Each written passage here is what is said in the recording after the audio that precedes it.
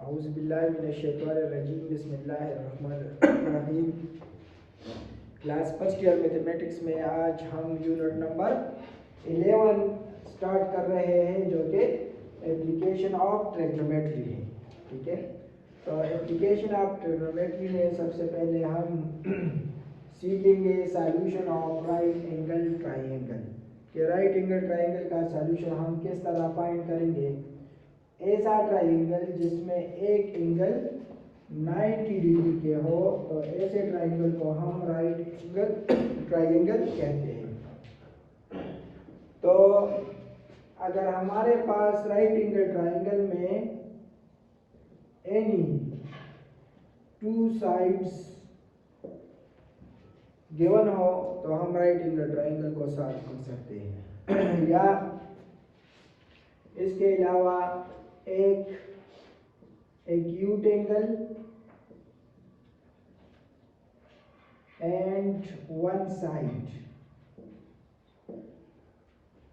ये right angle है जो 90 डिग्री के बराबर है और जो 90 डिग्री से स्मॉल एंगल होते हैं उसको एक्यूट एंगल कहते हैं, जो 90 डिग्री से स्मॉल होते हैं।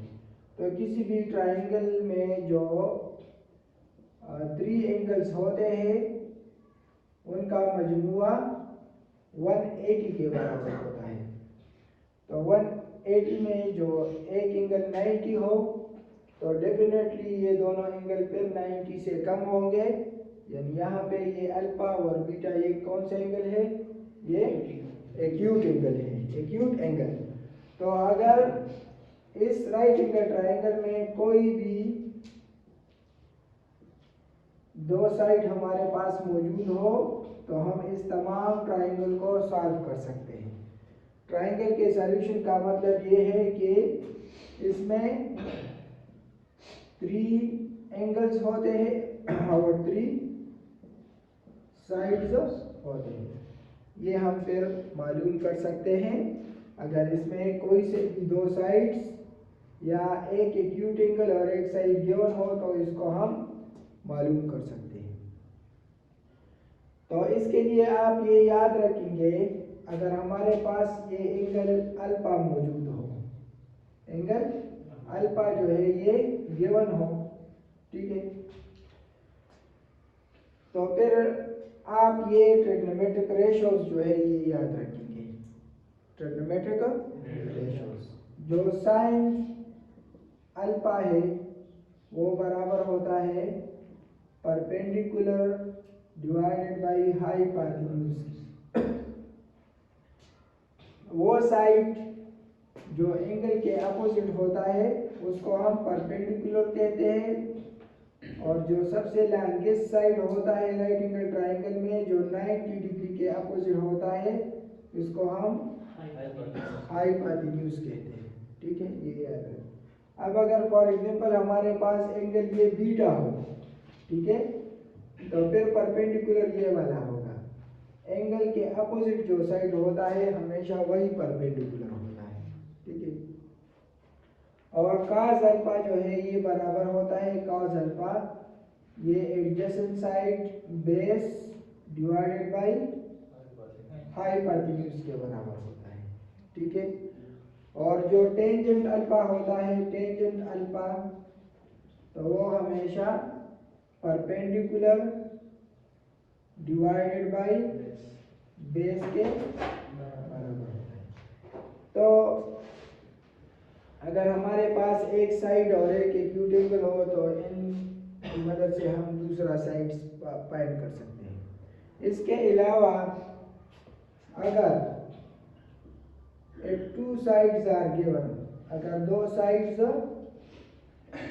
गिवन हो then we can find third side by Pythagorean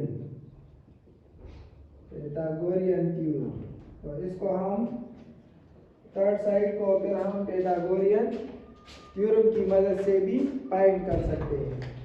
Pythagorean theorem क्या है कि जो हाइपोटेन्यूज होता है उसका स्क्वायर बराबर होता है perpendicular square plus base square. तो इन तीनों में से जो भी दो साइड गिवन हो तो तीसरा हम इसकी मदद से भी फाइंड कर सकते हैं। ठीक है, अब हम इन इंफॉर्मेशन की मदद से एक्सरसाइज 11.1 में क्वेश्चन नंबर 1 सॉल्व करते हैं। तो क्वेश्चन नंबर 1 में हमें मुख्तलिफ डायग्राम्स दिए हैं। पहले डायग्राम में जो राइट एंगल ट्रायंगल है, इस तरह ये ट्रायंगल ए बी सी है और ये सी जो है ये राइट एंगल है। यहाँ पे ये जो अल्फा है ये 30 डिग्री के बराबर है। ये कैपिटल ए के सामने वाला जो साइड है उसको स्मॉल ए से, जो बी के सामने है वो स्मॉल बी से, और जो सी के सामने उसको स्मॉल सी से रिप्रेजेंट करते हैं।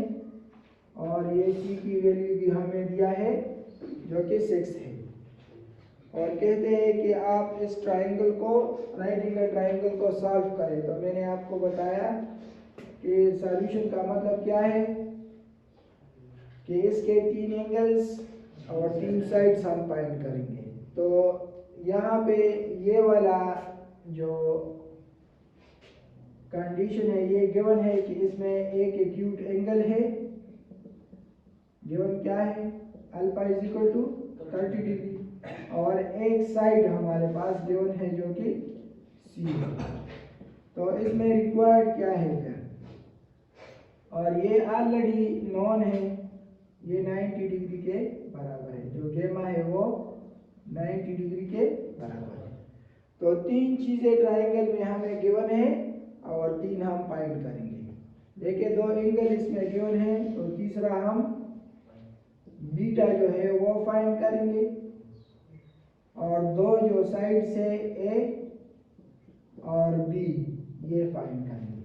ठीक है, तो मैंने आपको बताया कि as we know that alpha plus beta plus gamma ये तीनों का सम बराबर होता है 180 डिग्री। ठीक है, तो इसमें जो अल्फा है वो बराबर है 30 डिग्री के, और बीटा तो हम फाइंड करते हैं, और गेमा जो है ये बराबर है 90 डिग्री के, ये 180 डिग्री। तो ये जो 30 और 90 है इसको प्लस करें, 120 इक्वल टू 180। तो ये 120 को इस तरफ ले आए तो ये -120, तो इसका मतलब ये कि जो बीटा है वो बराबर है, तो ये हमने फाइंड कर लिया।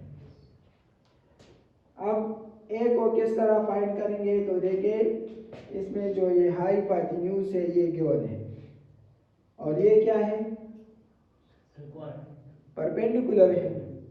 ये क्या है? ये स्मॉल ए एंगल के सामने वाला जिल्ला है, तो ये क्या है? परपेंडिकुलर। और ये क्या है? तो परपेंडिकुलर और हाइपोटेन्यूज के दरमियान जो रिलेशन है उसको हम साइन अल्फा से जाहिर करते हैं। ठीक है, तो अब हम क्या करते हैं, to find A we use sine alpha जो कि बराबर है परपेंडिकुलर। तो परपेंडिकुलर क्या है? ए है, डिवाइडेड बाय बेस क्या है? वो सी है। ठीक है, अच्छा तो यहाँ पे देखिए कि जो साइन अल्फा है, अल्फा बराबर है 30 डिग्री के, और ए जो है ये हम फाइंड करते हैं, और सी जो है ये बराबर है 6 के। ठीक है, अब जो टेबल आप लोगों ने बनाया है तो इसमें आप देखें कि साइन 30 डिग्री बराबर है 1/2 के।